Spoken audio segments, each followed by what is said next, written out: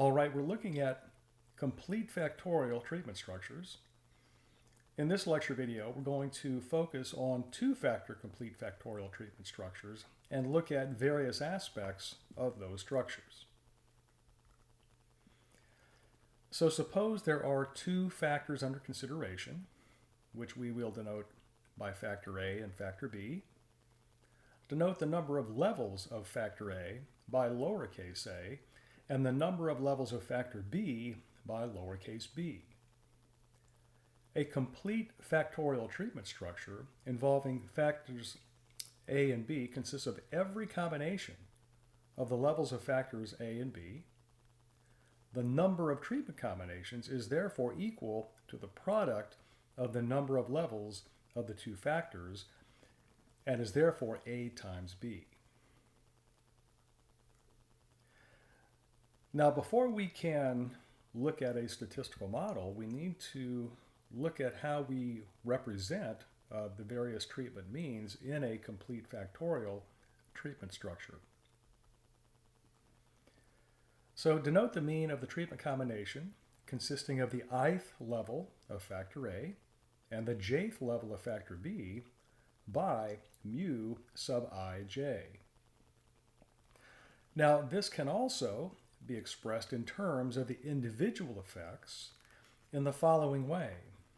So mu sub ij on the left-hand side being equal to the sum of the following components. So mu plus alpha sub I plus beta sub j plus this term or this notation alpha beta with ij in the subscript, where I goes from 1 to A being the number of levels of factor A, J going from 1 up to B, where lowercase b is the number of factors, the number of levels of factor B.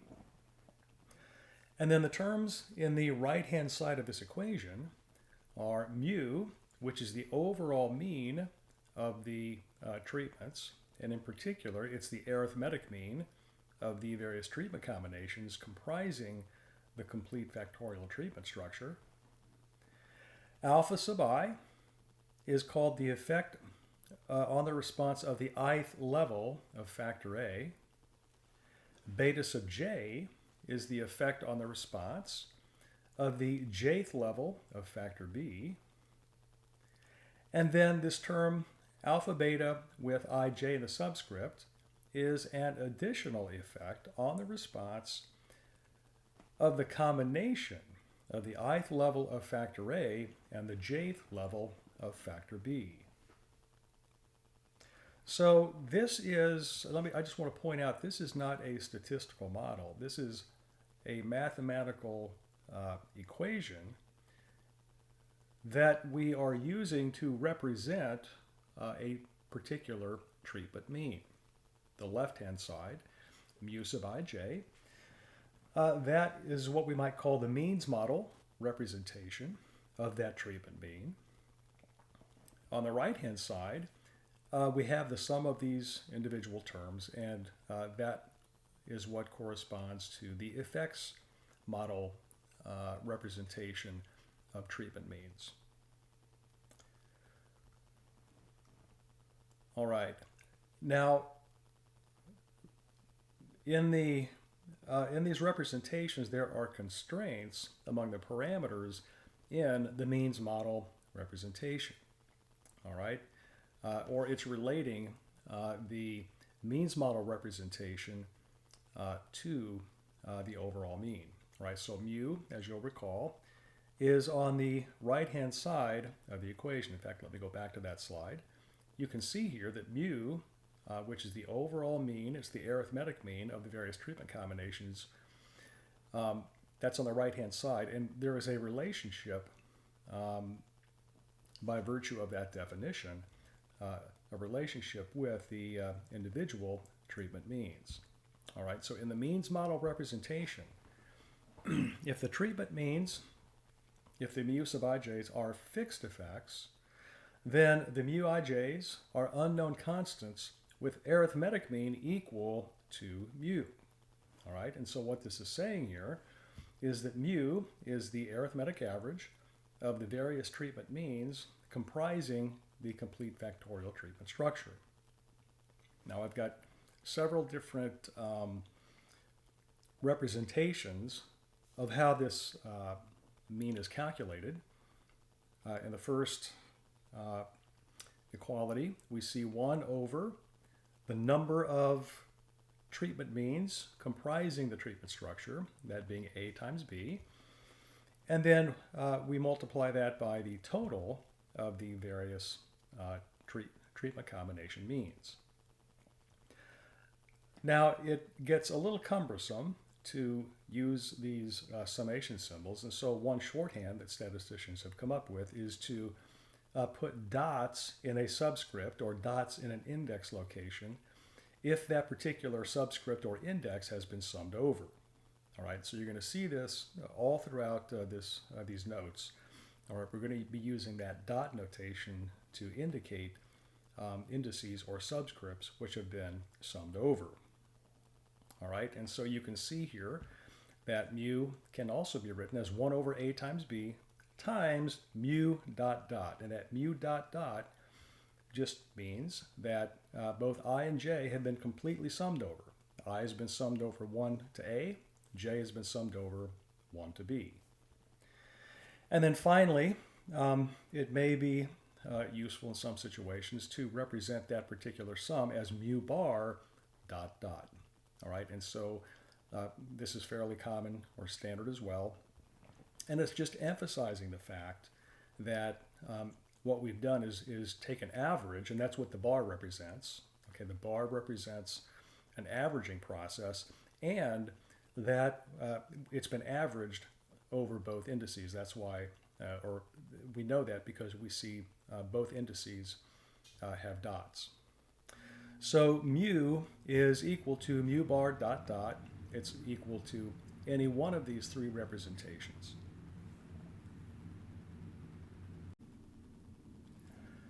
Now, in addition to the constraints among the parameters in the means model representation, there are also constraints among the parameters in the effects model representation.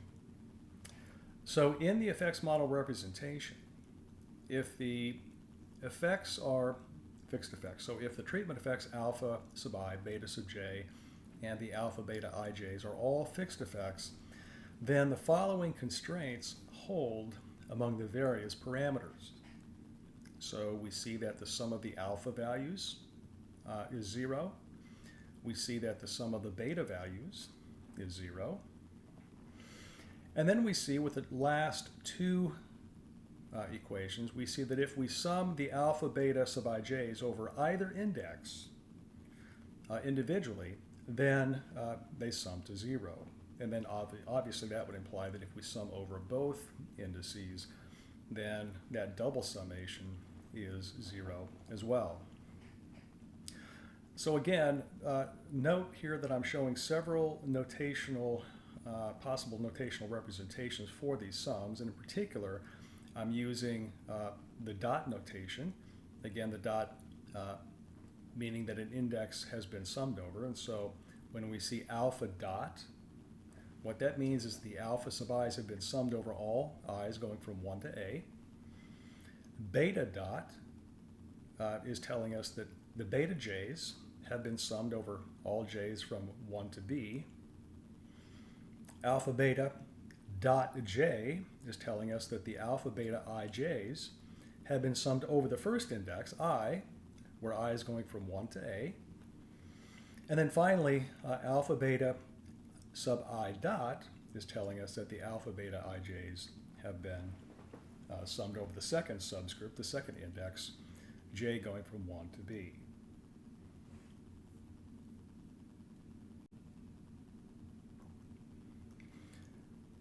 Now, in a factorial treatment structure, there are a variety of types of effects that we can consider.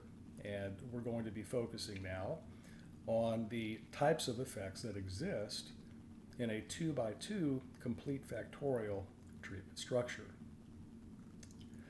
So suppose there are two fixed effect factors under consideration which will be denoted as factors A and B. Suppose further that factor A consists of two levels, denoted A1 and A2, and that factor B consists of two levels, denoted by B1 and B2. Then the complete factorial treatment structure for this situation is called a 2x2 complete factorial treatment structure. The set of treatments comprising this 2x2 complete factorial treatment structure is obviously 2 times 2, or 4, and these treatment combinations are denoted by putting together the levels for the two factors. So A1, B1, A1, B2, A2, B1, and A2, B2.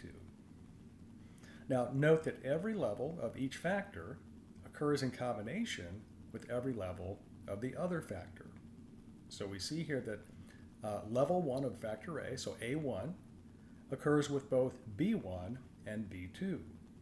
Likewise, level 2 of factor A, or A2, occurs with both B1 and B2. And then vice versa.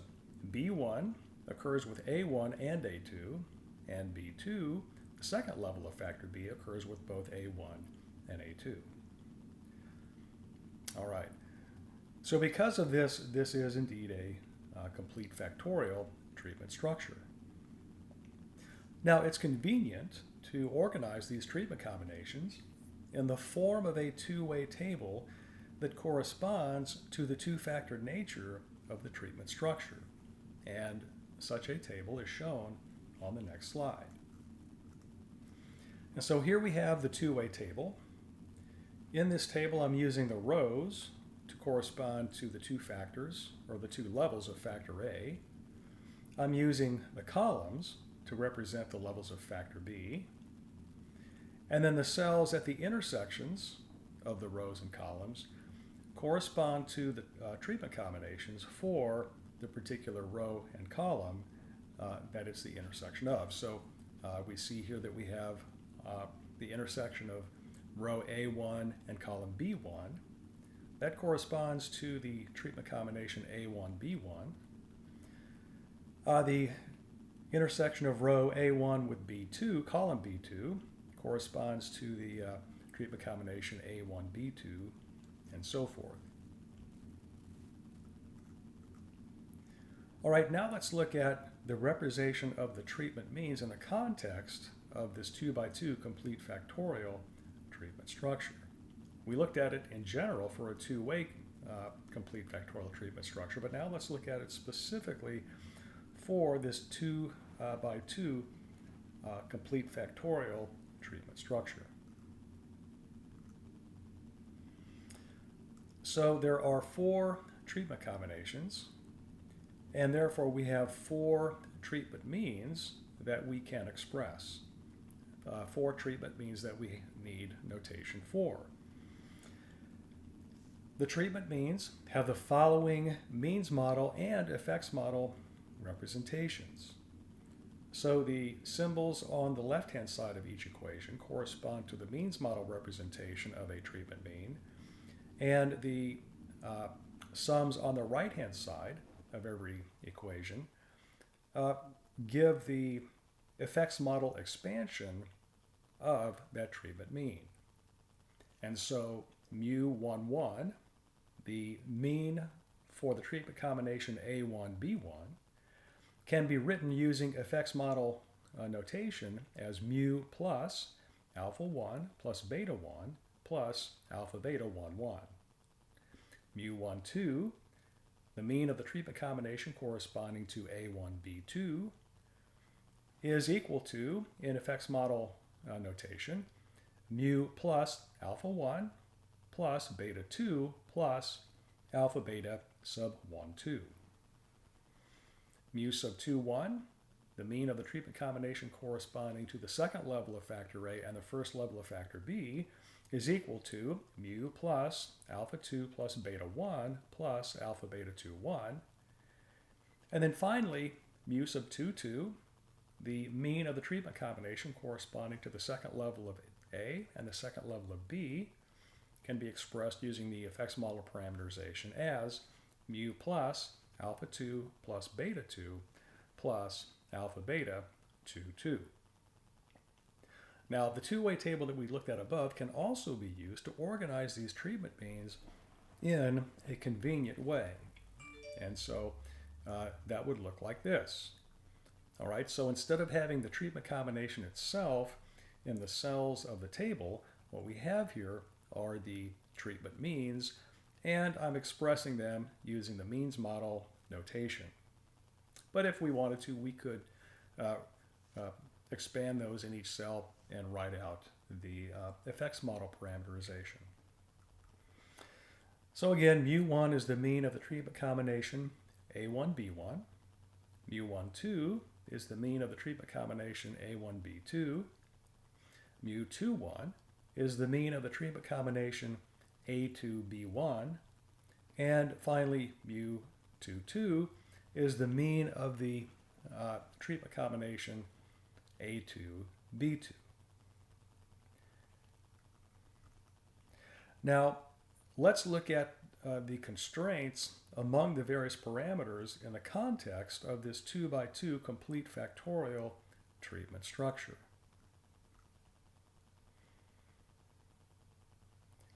So again, the treatment means have the following means model and effects model representations. So we looked at this before. I'm not going to read through that again. All right, this is just showing these representations again. But the reason I brought them down here further in this slide is I wanted to point out that this is a system of 4 equations. We have 4 equations here, so this is a system of 4 equations with 9 unknowns.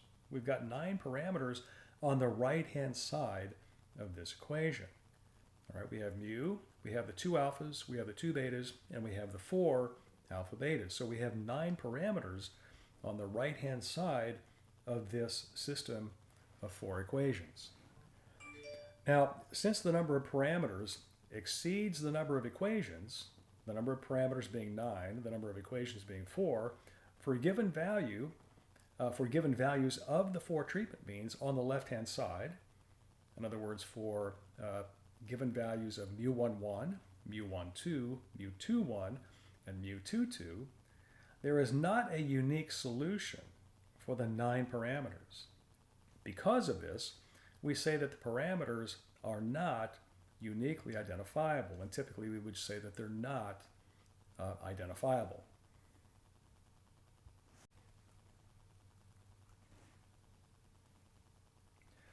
Now, in order for the 9 parameters to be identifiable, there needs to be 9 equations. We've got 4 equations, so we need to come up with 9 minus 4 or 5 more equations in order for the parameters to be identifiable. Now, not just any 5 equations will do, however. The 5 additional equations must be linearly independent of each other and also linearly independent of the 4 equations that we already have. Now, the 5 equations that we will add to the 4 given above are going to be the equations that we looked at before that place constraints on the parameters. Now, there are several ways to impose constraints on parameters.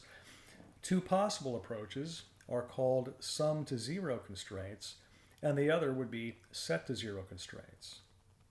Now, SAS uses both of these kind of constraints in different procedures in their software system. For example, in ProcGLM, in ProcMixed, in ProcLimix, SAS uses set to 0 constraints. So the last level of a qualitative variable is set to the value 0. All right, and so that accomplishes the goal of making parameters identifiable. Now, some of their other procedures, for example, if I remember correctly, I think it's ProcGenMod, uses sum to 0 constraints. But the point is that in different software packages and even in different procedures within the given software packages, different types of constraints are used in order to make the parameters identifiable. And so you need to understand when you're using a software package which type of constraints are being used.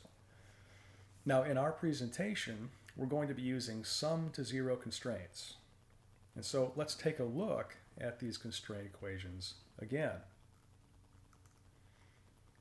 So recall that in the effects model representation, if the treatment effects alpha sub I, beta sub j, and then the alpha beta sub ij's are all fixed effects, then the equations below place constraints on those parameters.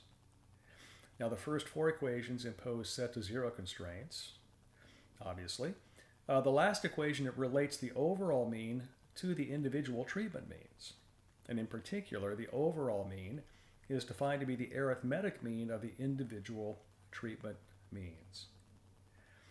And again, remember that the dot in an index or subscript means that the index or subscript has been summed over completely. And so what we have here, once we add these five equations to the four we had before, then we will have a system consisting of 9 equations with 9 unknowns. The various equations are linearly independent of each other, and so that will make all of the parameters identifiable.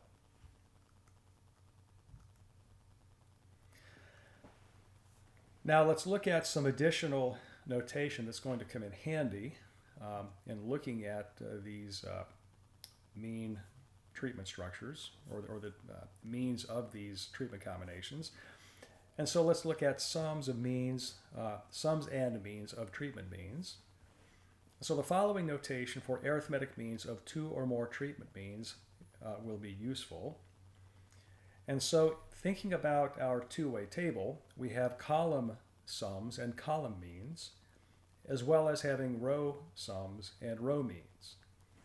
And so looking at the column means first, mu bar sub dot 1, this is going to be the mean of the treatment combination means in the first column of that table. All right. Mu bar sub dot 2 is going to be the arithmetic mean of the means of the treatment combinations in the second column.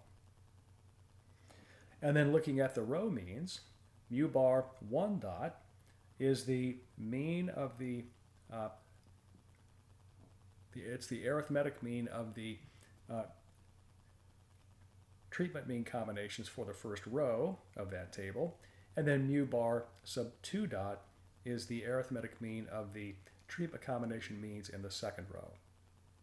All right, and so we've got, these are going to come in handy, and so I just want to get that notation out there and show you how we denote these sums and means. And so if you look at the far right-hand side of each of those equations, what we're doing here is the mu, for example, in that first equation on the right-hand side, 1/2 mu dot 1, all right, the mu dot 1 is the sum of the treatment means in the first column, and then we are averaging, so we're taking those two values, adding them up, and dividing by 2, and so forth. So that's what that notation means.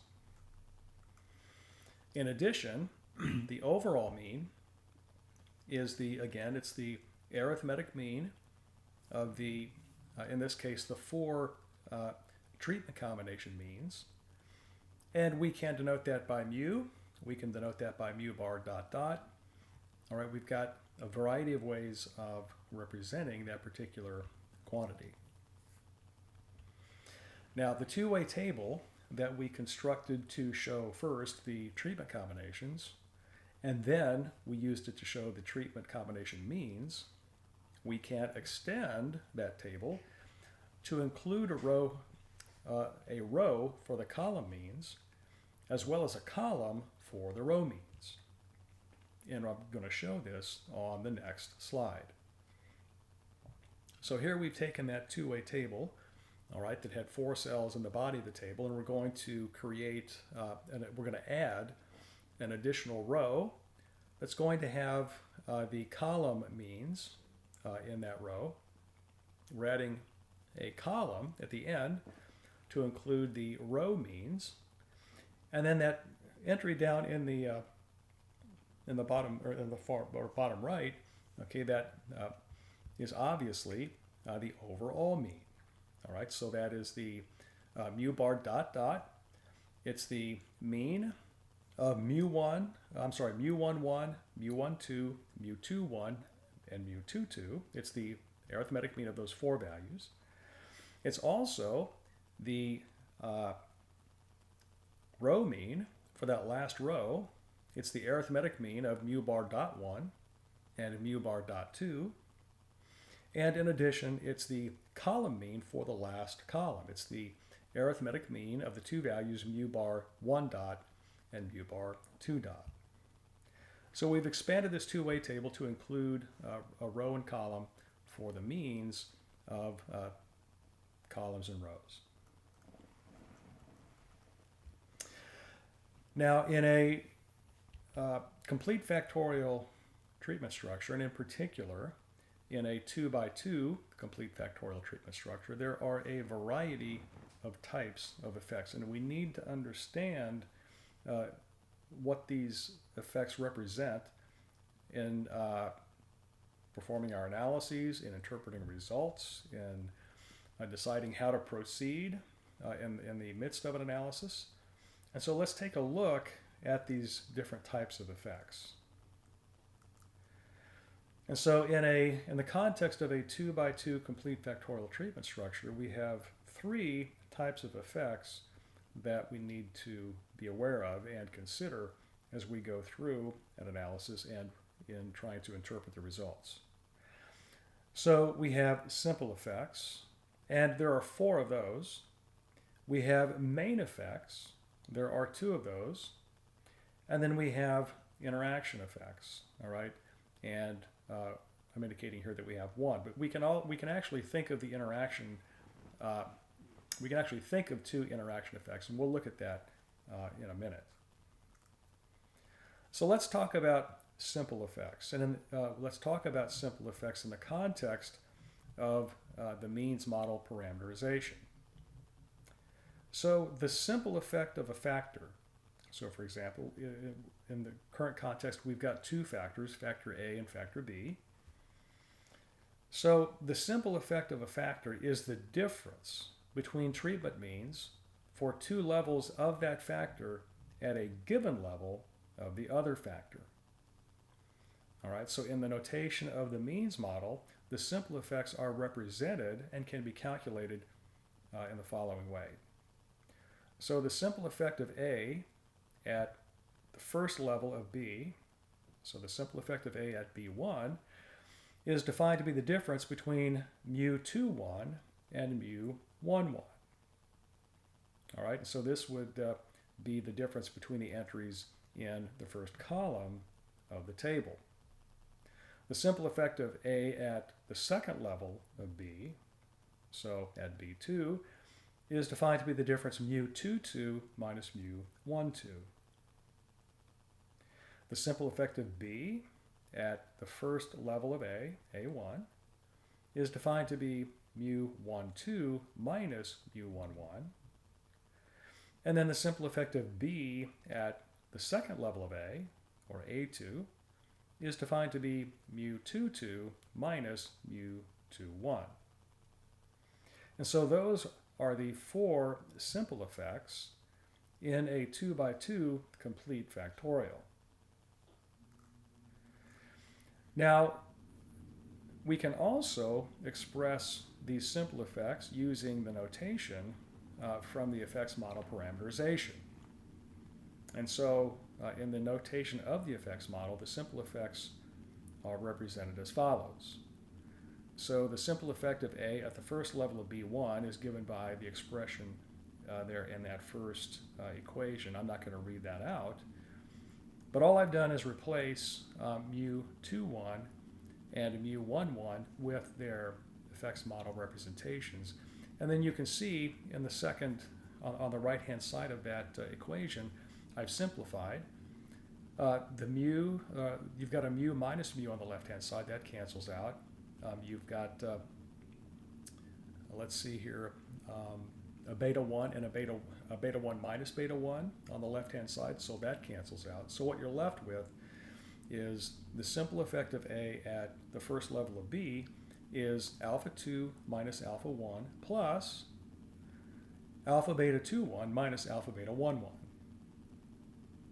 Now the simple effect of A at the second level of B, again replacing mu 2 2 and mu 1 2 with their effects model expansions.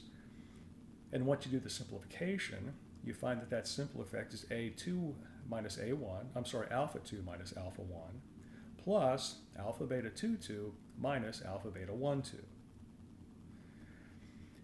The simple effect of B at the first level of A, after simplification, is beta 2 minus beta 1, plus alpha beta 1 2 minus alpha beta 1 1. And finally, the simple effect of B at the second level of A is beta 2 minus beta 1 plus alpha beta 2 2 minus alpha beta 2 1.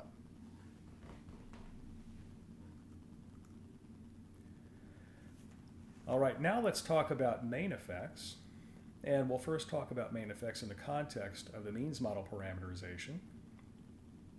So let's first define what a main effect is. So the main effect of a factor can be computed. It can be defined in two ways. It can be computed in two ways. It can be computed and defined as the arithmetic average of the simple effects of that factor. In addition, it could be computed as well as defined as the difference between the means of the two levels for that factor. And so in the notation of the means model, the main effects are represented as follows. So the main effect of factor A can be represented on the left-hand side as the arithmetic average of the two simple effects of A. On the right-hand side, we have the representation that is the difference between the means of the two levels for that factor. So mu bar 2 dot minus mu bar 1 dot.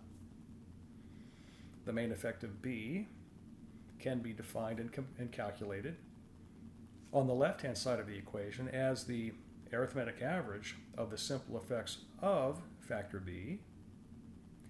And then on the right-hand side, we have the representation that is the difference between the means of the two levels for factor B.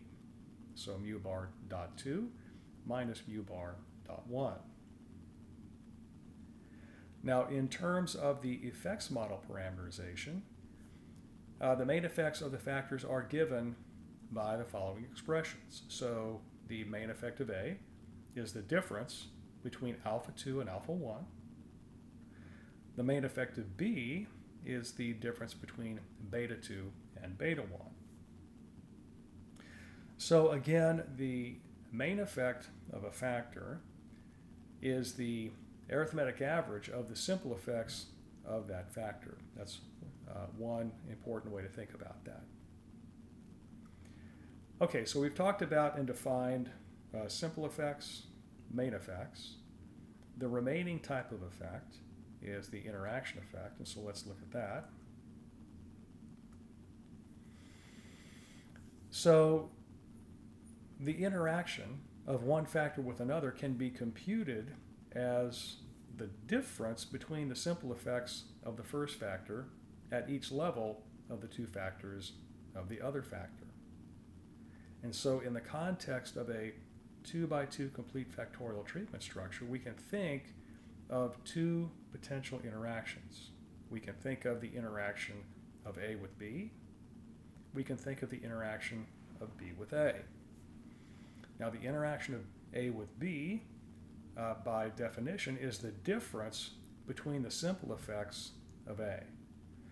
Okay, so the difference between the simple effect of A at the first level of B minus the simple effect of A at the second level of B. And so that is mu 2 1 minus mu 1 1 minus the quantity mu 2 2 minus mu 1 2.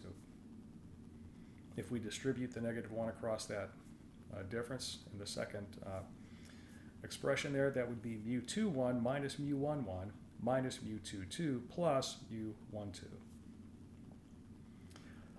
If we think about the interaction as the interaction of B with A, then again, by definition, that is going to be the difference between the simple effects of B at each of the two levels of A. And so that would be mu12 minus mu11 minus the quantity mu22 minus mu21. Now, if you look at that very carefully, you can see that those two expressions are equivalent. They're algebraically equivalent. They're written a little bit different way, but they are indeed algebraically equivalent. And so what that tells us is that even though we can think of interactions in this case in two ways, the interaction of A with B and the interaction of B with A, they are equivalent. They are the same. The interaction of A with B is the same as the interaction of B with A. All right, and so that's why when we talked about the number of interactions in this 2x2 framework, we said there's only one. Now, in terms of the effects model parameterization, these interactions can be represented using the notation from the effects model parameterization. And so again, we can think of the interactions in two ways, as the interaction of A with B or as the interaction of B with A. If you replace the means model notation with the corresponding effects model representations, and then simplify, you'll find that the interaction of A with B is equal to alpha beta 2,1 minus alpha beta 1,1 minus alpha beta 2,2 plus alpha beta 1,2. Likewise, if you replace the means model parameterization or means model notation in the interaction equation with the effects model parameters, then you'll find that the interaction of B with A is alpha beta 1,2 minus alpha beta 1,1 minus alpha beta 2,2 plus alpha beta 2,1.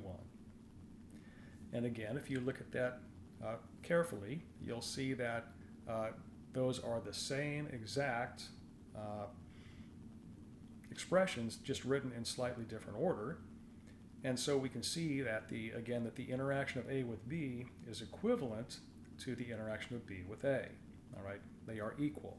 And so there's in a 2x2 complete factorial framework, there's only one unique interaction, even though it can be expressed or thought about in a couple different ways. Okay, so now let's expand our two-way table even more and look at a two-way tabular representation of the factors, of the treatment means, and of the effects. All right, this is going to be a really nice way to organize all of these different quantities that are important when we are dealing with and analyzing data from a 2x2 complete factorial treatment structure. Okay, so here you see that we have expanded the table by adding 2 rows and 2 columns. We have added a row for the simple effects of A. We've added another row for the main effect of A. Likewise, we've added 2 columns to the end of the table, one for the simple effects of B, and then one for the main effect of B. And in the bottom right corner, because there really wasn't a better place to put it, there I've carved out a region to represent the to put the interaction effect. And as you can see in this table, we have the various quantities, the various formulas for calculating each of these effects. So we have formulas for calculating the simple effect of A at the first level of B, the simple effect of A at the second level of B. We have the formula and the cell to hold the simple effective B at the first level of A, the simple effective B at the second level of A. All right, we've got actually two different locations where we're going to have the main effective B reside, and we've got two locations because, again, we can think of it, we can do the calculation in two different ways, two equivalent ways. And then likewise we have two locations for the main effective A, and those two locations correspond to the two different ways that we can calculate that main effect. All right, so that is all we're going to talk about in this lecture video. In the next lecture video, we're going to do an example involving this kind of a situation where we've got a 2x2 complete factorial treatment structure, and we're going to mathematically analyze and parse and calculate the various effects associated with that treatment structure.